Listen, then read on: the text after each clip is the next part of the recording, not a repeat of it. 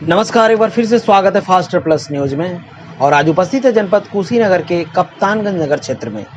जी हाँ, नगर क्षेत्र में भी सरगर्मी जारी हो गई है। नगर पंचायत अध्यक्ष की चुनाव भी की सरगर्मियां चलने की कगार पे है। प्रत्याशी भी निकल के उभर के सामने आ गए हैं और जनता के बीच में जाकर अपनी योजनाओं को, अपने मुद्दे को बताने का काम कर रहे हैं और उसी एजेंडे के साथ चुनाव की तैयारी कर रहे हैं। इसी क्रम में आज हमारे साथ जुड़ चुके हैं भारतीय जनता पार्टी के जिला मंत्री राम गोपाल गुप्ता जी, जो कई वर्षों से यहाँ नगर क्षेत्र में जनता के बीच में उनके मुद्दों को लेकर अपने मुद्दा बनाकर उनके हक और अधिकार की लड़ाई लड़ते हैं। आइए हम इनसे सीधा रूबरू होते हैं, जो इस समय नगर पंचायत में एक अध्यक्ष पद के प्रत्याशी के रूप में चलने का काम कर रहे हैं। मिलते हैं और बात करते हैं किस मुद्दे के साथ इनकी तैयारियां चल रही हैं। बहुत बहुत स्वागत नेता जी, कैसे हैं? धन्यवाद आपका, बहुत बहुत धन्यवाद मीडिया चैनल को, जो इस छोटे से जगह पे आप लोग आए हैं और एक कवरेज कर रहे हैं। बहुत बहुत धन्यवाद। सर, हम बात करेंगे आपसे, विगत कई वर्षों से आप यहाँ नगर पंचायत की तैयारी कर रहे हैं अध्यक्ष पद की। किस मुद्दे के साथ इस बार आप अध्यक्ष पद की चुनाव की तैयारी कर रहे हैं? देखिए, सबसे बड़ी बात यह है कि हम भारतीय जनता पार्टी से बिलोंग करने वाले एक कार्यकर्ता के रूप में काम कर रहे हैं। हमारा मुख्य कार्य भारतीय जनता पार्टी के एजेंडा को ही लोगों तक पहुंचाना होता है। हम पार्टी की सेवा विगत 40 वर्षों से लगातार कर रहे हैं और इस नगर पंचायत के निवासी होने के साथ साथ हम पेशे से अधिवक्ता हैं और व्यापारियों के क्षेत्र में अधिवक्ती पेशे में कार्यरत हैं। हम जीएसटी और इनकम टैक्स की वकालत करते हैं।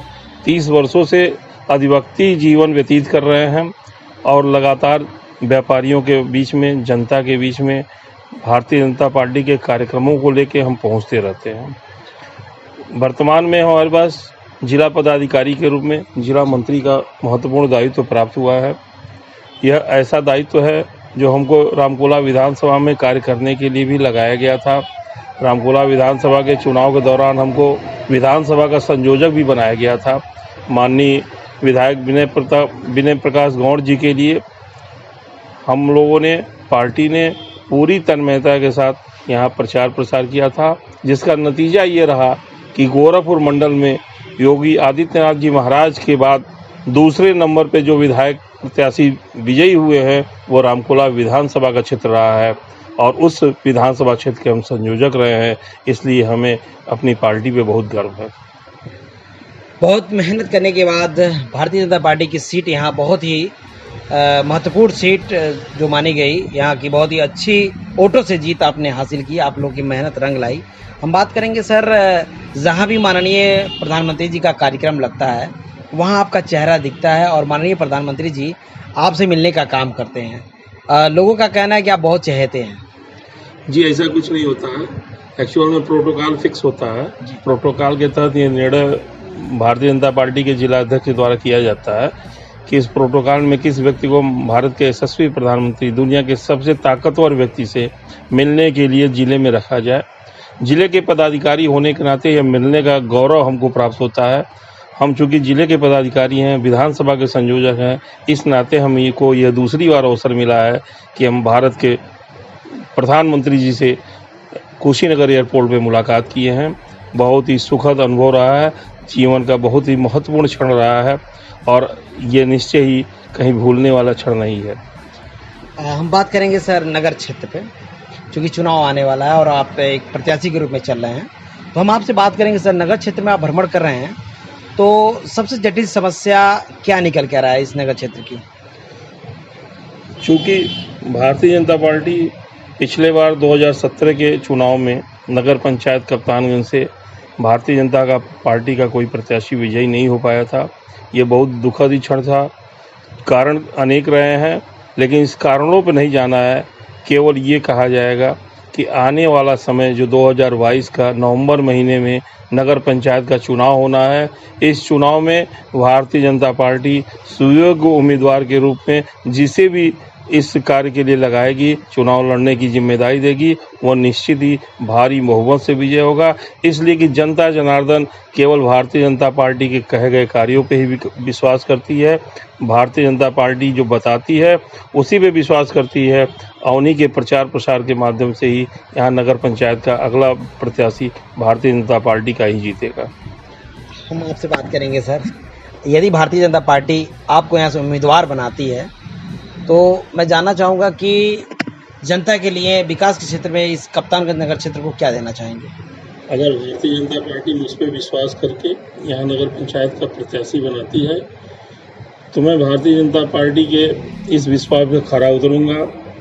55 बरस से ज़्यादा उम्र हो चुका है और हमारा अनुभव इतना अच्छा रहा है। इस नगर पंचायत क्षेत्र से हमारे माताजी 2 बार सभासद रही हैं, पिताजी 3 बार सभासद रहे हैं और हमारा परिवार राजनीतिक परिवारों में रहा है। जनसंघ के समय हमारे पिताजी वाइस चेयरमैन रहे हैं, टाउन एरिया बोर्ड के रहे हैं।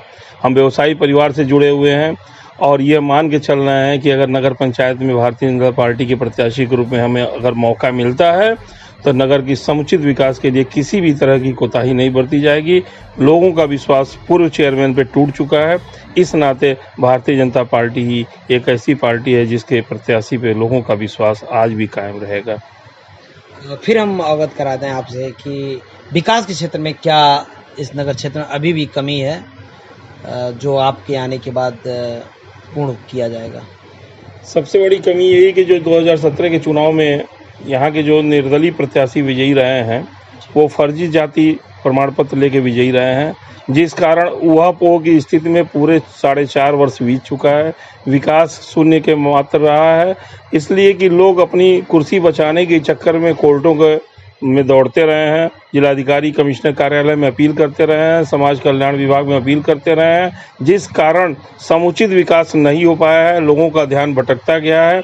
इसलिए यह मान के चला जा रहा है कि यहाँ पे बहुत ऐसी कमियां हैं जिसको आने वाले समय में अगले प्रत्याशी जो आएंगे, जो चुनाव जीतेंगे, उनके द्वारा ये जनता आशा की नज़र से देख रही है, उम्मीद की नज़र से देख रही है। नेताजी, हम बात करेंगे जो कि नगर क्षेत्र में देखा गया है तो वाहनों की जाम की समस्या बहुत ज़्यादा देखने को मिलती है, इसका निराकरण कैसे होगा? यहाँ पे सबसे बड़ी बात है कि नगर पंचायत की तरफ से ऑटो और बस स्टैंड के लिए टैक्स वसूला जाता है, लेकिन उसकी समुचित व्यवस्था नहीं की गई है।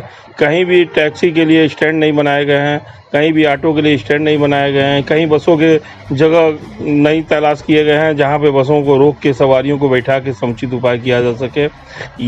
ये बहुत ही गलत परंपरा चली आ रही है कि बसें, ऑटो और टैक्सी सब रोड पे ही भरते हैं, जाम पैदा करते हैं, अव्यवस्था होती है, दुर्घटनाएं होती हैं।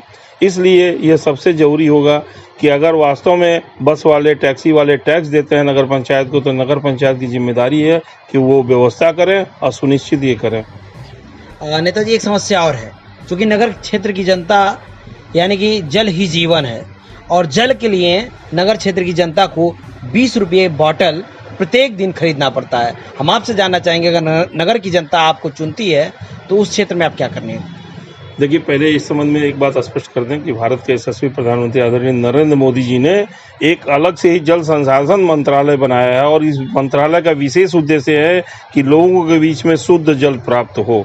और इस शुद्ध जल प्राप्त के लिए पूरे उत्तर मिशन के अंतर्गत उत्तर प्रदेश सरकार ने प्रत्येक घरों में शुद्ध पानी पहुंचाने के लिए लगातार प्रयास कर रही है और आने वाले 2 साल के अंदर प्रत्येक परिवारों में शुद्ध जल प्राप्त होगा।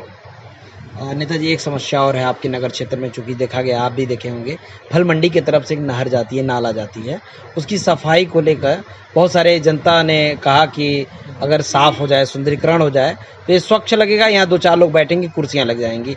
तो आपकी क्या राय है उसमें?